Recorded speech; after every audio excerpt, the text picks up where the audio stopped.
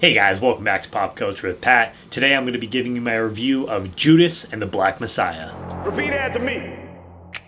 I am a revolutionary. I am a revolutionary. I am a revolutionary.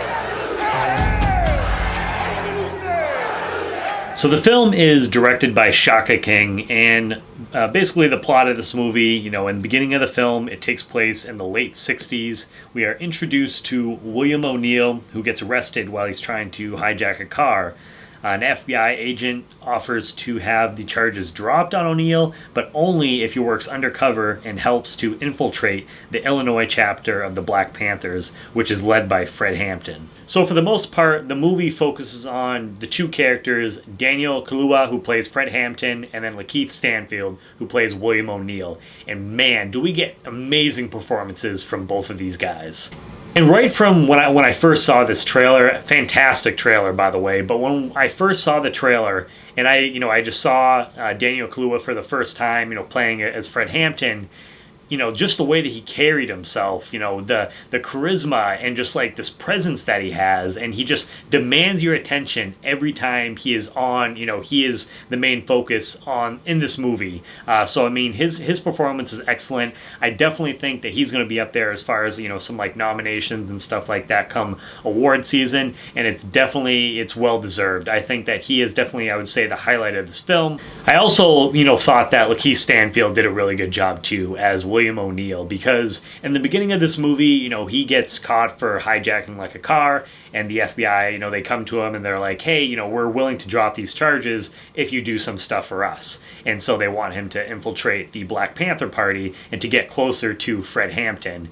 And I thought that, the way he started off, it was definitely more of kind of, he was in it for himself. He didn't want to go to jail. I mean, you can't blame him. But it was definitely more of like, for his own like personal gain. But as the film goes on and as he gets to know Fred Hampton more and just kind of see more of what their true message is about, he really starts to connect with that more, and you can tell that he's really starting to feel guilty about some of the stuff that these guys want him to do.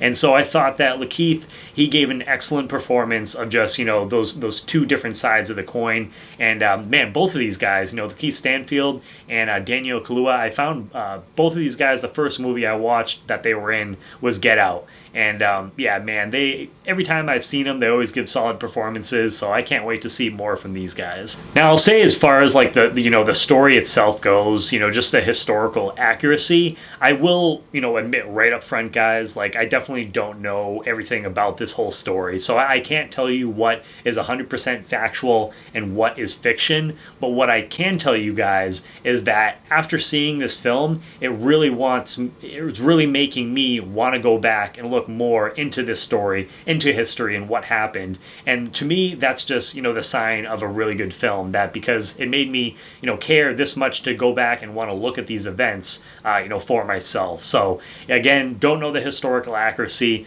but, overall, just as a film, did an excellent job and really piqued my interest as far as wanting to learn more about what actually happened. I also thought that the soundtrack for the film and just like the sound design was really, really awesome. There was moments where Fred Hampton was getting ready to like give a speech and the music would just swell. But there's like even like smaller moments like that at the beginning of the film. I really liked the music there. So they did a good job just as far as like the soundtrack score and just the sound design on the film. Even though Daniel Kaluuya and Lakeith Stanfield are definitely, I would say, the two standouts for me in the film, there's definitely some other actresses and actors, that stood out for me as well.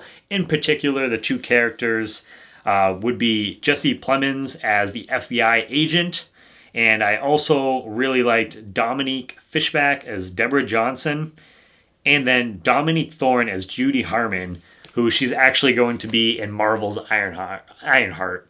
So I thought that throughout this film, there was a ton of good performances. Just the way the film, it was shot was really well done. I would say I would be surprised if this movie doesn't win, some kind of awards sometimes, like award season, Oscar season, things like that. So overall, I'm going to give this a 9 out of 10. I definitely will be picking this up when it comes out on Blu-ray. If you guys haven't checked it out, I highly suggest you do. I think think it's a really, really, you know, important film, especially, you know, like in these like current times, like right now. And just, you know, like, you know, for me, wanted me to go back and learn a little bit more about, you know, this particular historical event. So I definitely suggest you guys check it out now. It's in theaters. It's also on HBO Max. And if you guys have seen the movie, I want to hear what you guys thought down below in the comments. So let me know if you haven't, is it a film that you are going to be checking out? And if you guys are new to the channel, like always, please hit that subscribe button as well as the bell button next to it, just so that way you get notifications for all my new videos. Please just give this video a thumbs up. And as always, guys, please make sure to check back for more Pop Culture with Pat.